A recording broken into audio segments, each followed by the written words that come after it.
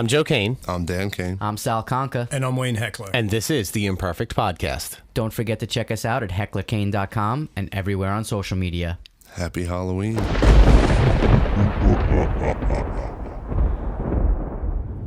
Happy Imperfect Halloween.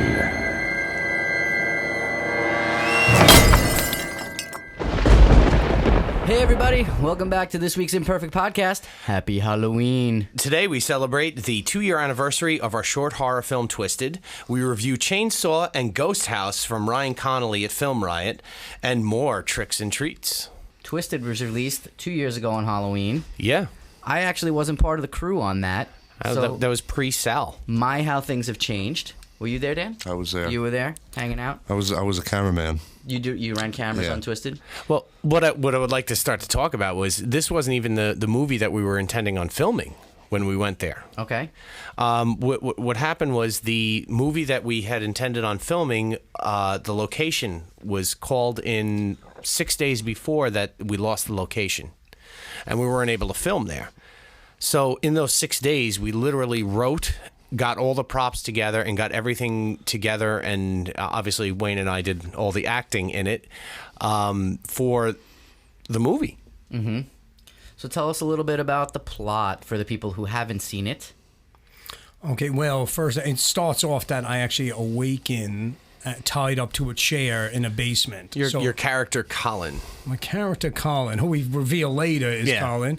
Right, but I wake up in a basement, and there really is no explanation as to why I'm caught up in there, why I've been captured or anything, but it reveals itself kind of later toward the end, but we don't want to give away anything, because it's kind of like the audience might decide what they think happened there.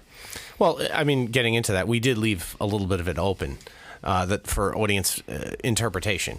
Well, can we say the movie title Twisted intentionally is a play on words? Oh, absolutely. Meaning that the movie has a big twist? Yeah, so absolutely.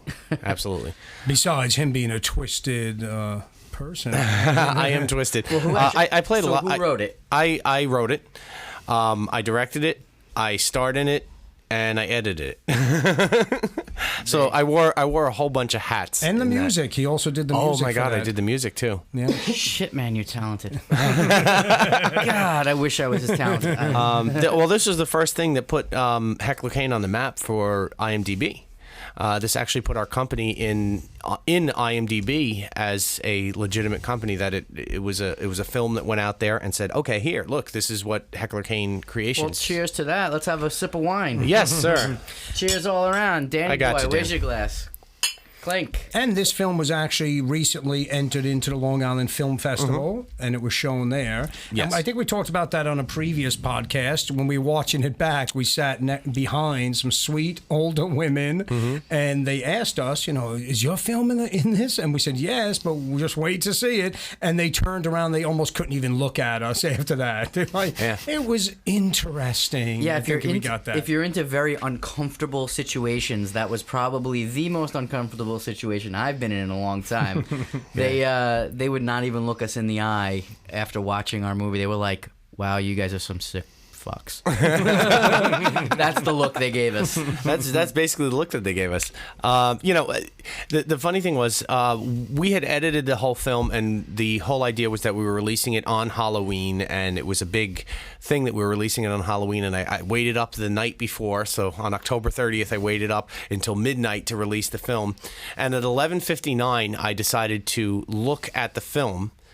And I noticed Danny was the cameraman and sound guy, pulling dual duty in there. And I literally saw a shot in the film after it was all ready to be posted of him sitting there in the background filming something.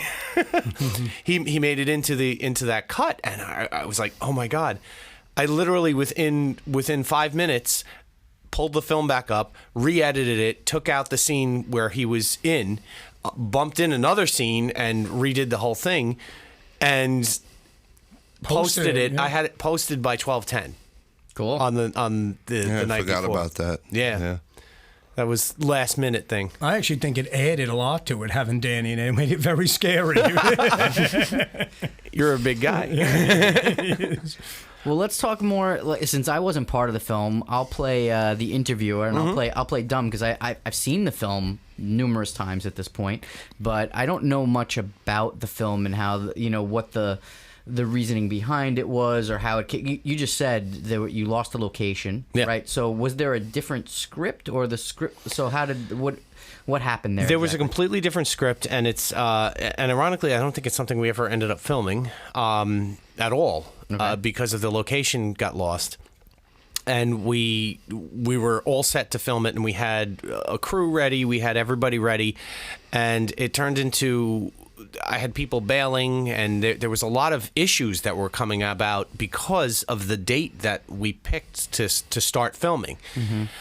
So this is one of those films that actually was written around what was available to us at the time, specifically the location and the actors, and we knew we wanted to put something out there, and Joe developed this. Yeah, and you ended up shooting at Dan's house. Yeah, right. That was Dan's basement, which was. And he was in the process of selling his house also, which was very interesting. So to this day, I still think if they see clips of us being tortured in the basement, maybe that's why they didn't buy that house. Well, Joe. I'm thinking that we should leave like clips somewhere hidden in the house, so when the new buyers, they get in, they freak out a little bit. You mean like in Ghost House that we just watched by Film Riot that we're gonna talk about in a bit? But we shot that in the basement, and our mother would not go in the basement. She still hasn't been in my basement since she's watched the film.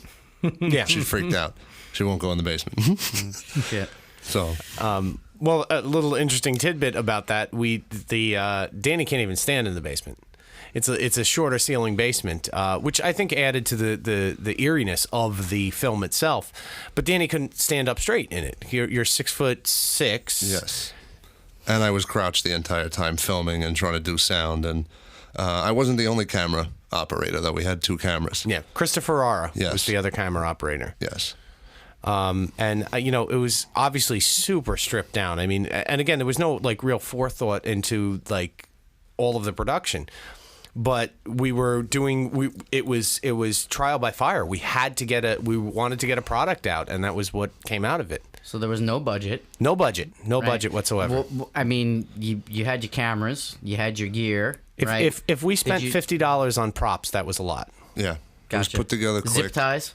Zip ties. Zip ties we had to replace a few times. I actually broke out of those zip ties a couple times. One interesting note was while I was tied up when we took a break, and I refused to get cut out of them. So, Wayne, take a break. But I didn't want. I want to keep in character, and I just want to feel that. And the funny thing is sometimes I am a claustrophobic person, so for me to do that was kind of interesting. But I really want to feel the character.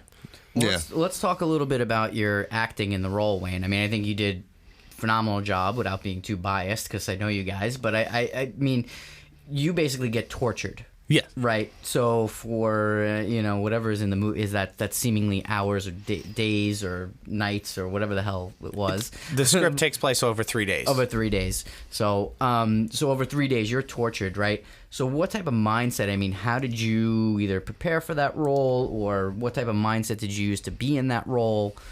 We'll talk about being tortured and what that was like for you. Sure. It was one of those things that I really said, how would I really feel? So the moment that I was tied up, I really closed my eyes and I really just tried to almost get lost in it and believe to myself that it was real. So in this case, it was kind of method acting. I said, how would I feel if this is the first, I'm opening my eyes for the first time. I see this guy with a bugged out eye, he had this nice contact for that eye. And just how would I feel? And it really did scare me. And it's funny, watching it back in a movie theater, I almost got a little welled up a little bit watching myself, so that's how much I believed it. And my brother to this day can't watch. He's like, I just don't like to see you in that situation. But I think it was kind of a method actor. I really want to feel what it would be like in that situation, minus the real pain. I believe they call that committing to the moment. I was ready to actually rip his toe off, which was... Well, you did, I did. technically. In the movie, yes. Let's not give too much away. No.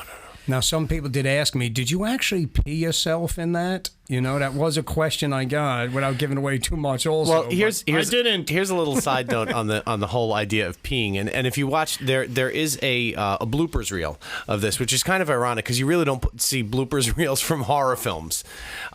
Scream? Maybe? Well, Scream. No, or am I thinking the Scary Movie? Scary Movie, which is Scary Movie is a blooper reel. yes, yes. Great movie, by the way. Yeah. There is a blooper reel, and if you check it out, there's some funny things that happen. And one of the main things was, having no budget, having everything in super speed, trying to get there with what we were doing. It was like, bring a pair of pants, bring something that we can, rip up, or we can do whatever to. And Wayne brings a pair of pants. He goes in his closet, brings his pair of pants, and he puts it on.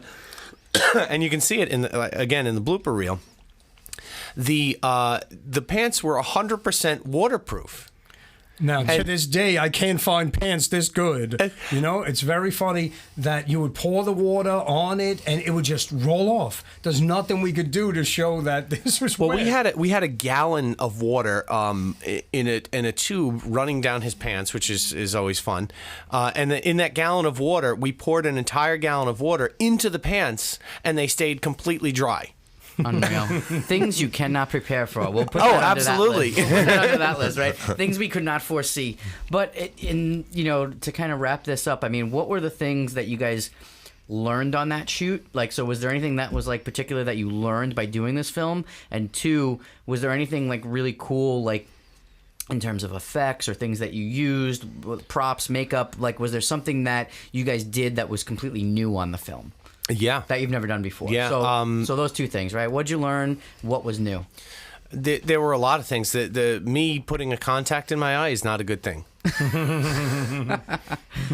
I mean, that took me forever to actually get the contact into my eye, and I had never worn contacts, and it was a nightmare. And the contact that I got was supposed to make it look like the eye was completely white and blurred out, that it was, a dead eye, for lack of better words. And it actually blurred my vision for the time, which helped me put into my character where I was supposed to be too. But that was a rough thing. One effect I really liked is the camera when it shows my point of view under the mask when I'm first tied up. It's just very eerie. The music comes in at the beginning and you show glimpses of what I could see. I thought that was an excellent effect. Yeah, I mean other than that, I mean we had the gunshot effect with the blood splatter. And that was something new that we had never done. It was something that I always said I could do. I knew how to do. I knew the premise behind it, but that was the first application that I ever went in there in the editing room and actually did an effect like that. Okay. So that was something new, and that was something good. And I've used that in a lot of different things we've done since then. And the drop off. And drop off and jump in the new one that we just did. Cool. So we took a look at Chainsaw and Ghost House, which is part of Film Riot's Bloodtober. Every couple of years they do a Bloodtober, and it's a lot of fun, and they usually do a lot of behind the scenes and everything, and this didn't disappoint. There was a lot of behind the scenes and how they went about all the effects in there, and that's for Film Riot. Got to give props over to Ryan Connolly and Josh Connolly and the whole crew over there. So, what did you guys think? We watched the two short films. They're very short if you give it a chance to. And Chainsaw is 3 minutes. Yeah, and I think it's maybe 4 or 5 minutes. Ghost House a little longer. Comments, issues, anything? What do you guys think? I thought Chainsaw was great. Yeah. It's funny. It's a 3 minute short. It's like I'll call it a micro short. I don't even know. I mean, it's super short at 3 minutes, right? Yeah. But it delivers a great sense of that scary movie horror. Yeah. Right. It's because it's what horror. What is the tagline? What would happen in real life? Horror in real life. Horror in real life. So it gives you that sense of what would happen, right? Because complications happen all the time, right? Shit happens. Basically, that's the premise of this, right? So even if you're a creepy, ghouly chainsaw massacre, shit happens. You may run out of fuel in your chainsaw. I mean, it's like when you watch a horror film, it's all the stuff that you sit there and go, "Oh, come on." Yeah. That's not, that wouldn't happen. This would be like this, and that's just out front for you. This is how it would really be. Yeah. Well, both of the films were that. Both of the films were like, hey, like, what could it be? And then, like, it throws the horror genre on its ass and goes, okay, well, this is reality. That's why it's kind of a spoiler, because when you first watch it, it has the scary effect, but then it turns into more of a comedy. Yeah. Yeah, we're definitely giving spoilers here. If you guys haven't seen it, we still highly recommend you go check them out on the Film Riot YouTube channel. I think we all referenced too, and I don't know how this will be taken by the boys at Film Riot, but it was kind of like you had this notion of it seeming like a Geico commercial in some instances. Yeah. I mean, it's true. Well, it It's was just- I felt like the specific Geico commercial where they're like, let's go hide in the basement. No, let's go in the attic. And the girl's like, why don't we just hop in the running car and like get out of here? Is what it reminded me of. No, But let's go hide behind the chainsaws. this isn't necessary.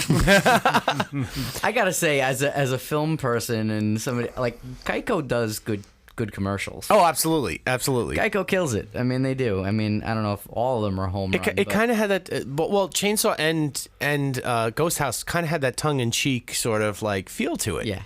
You know, it's something where you go, okay, well, yeah, okay, this could totally be a commercial, but looking at it going from a filmic standpoint, it's a comedy. And when I love marrying two different genres, and you're marrying horror and comedy together, and that's just something that's just, it's beautiful. Well, we know really it's is. near and dear to your heart. We have a trailer that we put out there, Seymour the Unfortunate Vampire, and there's a trailer of that up on our YouTube channel. It's something that we hope to produce as a full feature someday. Yeah. And so I know that's why it is near and dear to your resonates heart, with us, resonates with yes. us for Yeah. sure, because we like that tongue-in-cheek horror.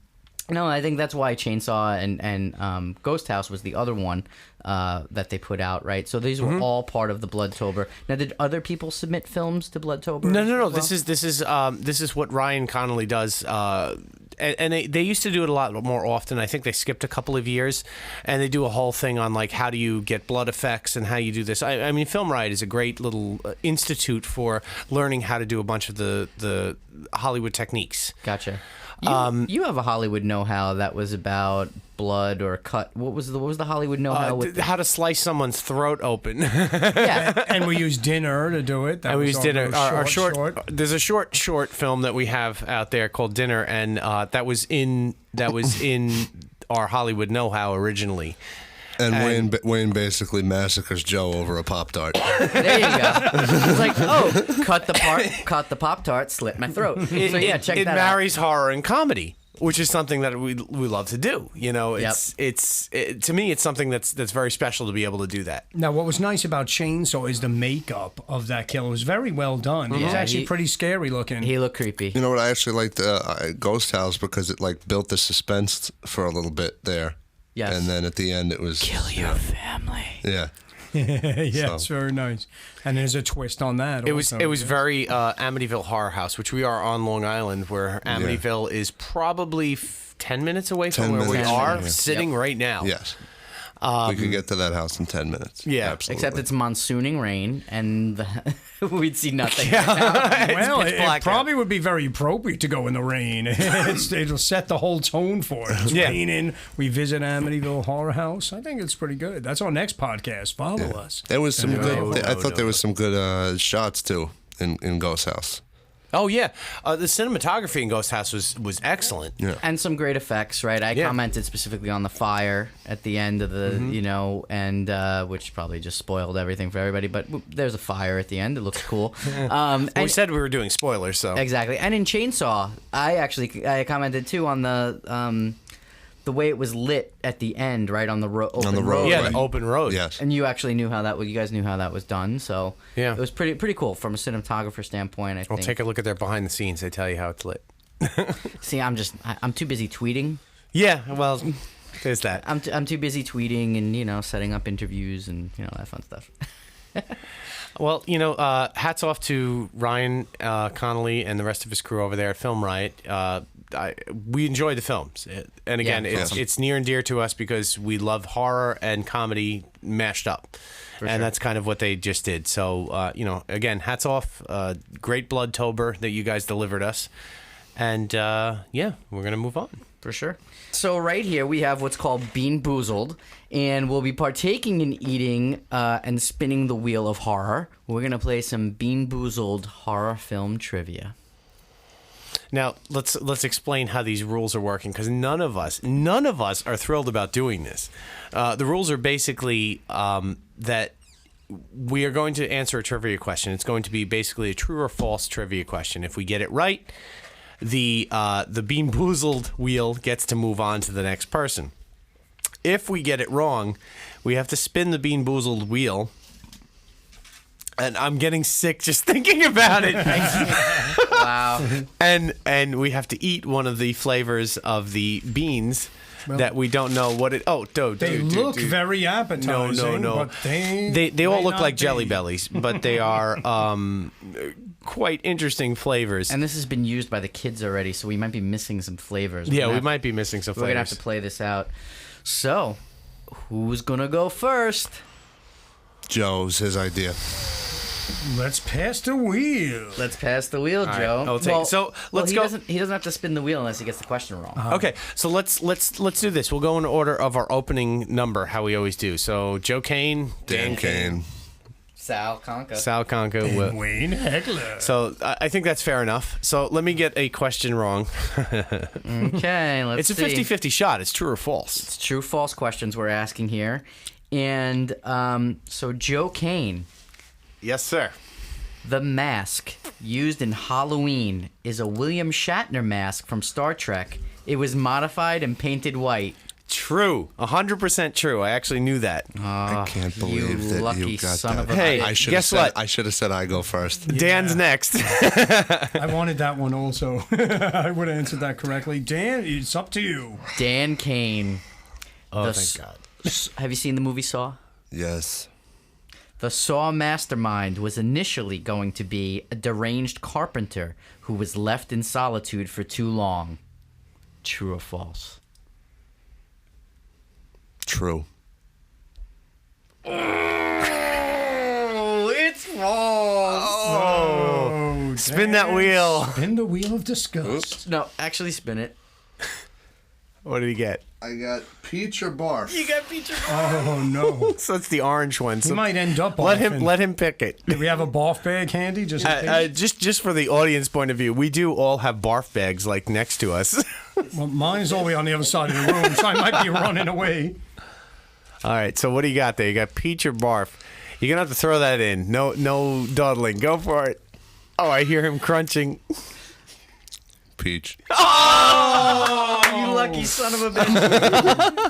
All right, Dan, you want to ask me a question? All right. Yeah. Next down the line there. The film Hannibal was actually set to be named The Meal. False. Correct. Yeah, that sounds way Wow. too easy. Well, we haven't gotten anybody badly yet, so let's see Well. how it goes, Wayne. Does end on me here. Let's see. The Ring was originally going to be about a little blonde boy, but they felt long girl hair would be scarier. We're talking about the movie The Ring, Wayne. Wow. Well, it is scarier, so I'm going to have to say true. Oh, you're wrong. Oh, Spin that wheel. The wheel. Let's go. no. Spin that There we wheel. go. No, come on. All right, I need a good spin here. Oh, that's a There good it spin. goes. That's in between. Oh, it's in that between. that means I skip. It In skips between. No, me. It was spin, any spin rules again. set? Spin again. Spin So again. you want blue or green? You could do blue or green. I'll take the blue. What are the options? What is Well, it? the blue you have to. The blue is toothpaste or Berry blue. berry blue. All right, I'll go with that. Oh, Toothpaste isn't Toothpaste. even that Lucked out. bad. Well, does this have fluoride in it? Why, I'm trying I'm to sure stay not. organic. Oh, Jesus. Berry blue. Oh my God! Seriously? It made it all the way back to me without anybody Wait, getting then something. again, it might be toothpaste. No, it's berry blue. It's berry blue toothpaste. Wayne buys toddler toothpaste, so toothpaste tastes like berry blue. He's like, isn't this what all toothpaste tastes like? This is the Smurf toothpaste, right? What color is that? Tutti Frutti or Stinky Socks? That's that right there. That's. Oh man. I don't know that Stinky Socks is such a good thing. Well, he was a basketball player, so he's no stranger to stinky socks. Finally, Look at got the this. stinky sock. He can't even talk. All right, what do we I got? got some red. That is popcorn or rotten egg. Butter That's- popcorn. That's the worst is the rotten egg. Wow. Good luck with that. It looks like a rotten egg, actually. It's the last one of that color. Oh my is God. it? Yeah, so you're the Chances only are. one with that. So let's see. I'm waiting. Oh, my goodness. Oh, Chew it down, buddy. Chew it down. Chew it oh my down. goodness. No spitsies. Oh, that's not good. You don't know? It's the best when you have no idea. It's like, I think it is boogers, and I'm really liking it. Bringing me It's back. lawn clippings, and it's not bad. Oh, did I take rotten egg? Oh, rotten egg's rough. Is that what you got? Oh, my God. Oh, that's definitely stinky socks. They really seem to capture that very well. On that note, ladies and gentlemen, have a wonderful and happy and safe Halloween.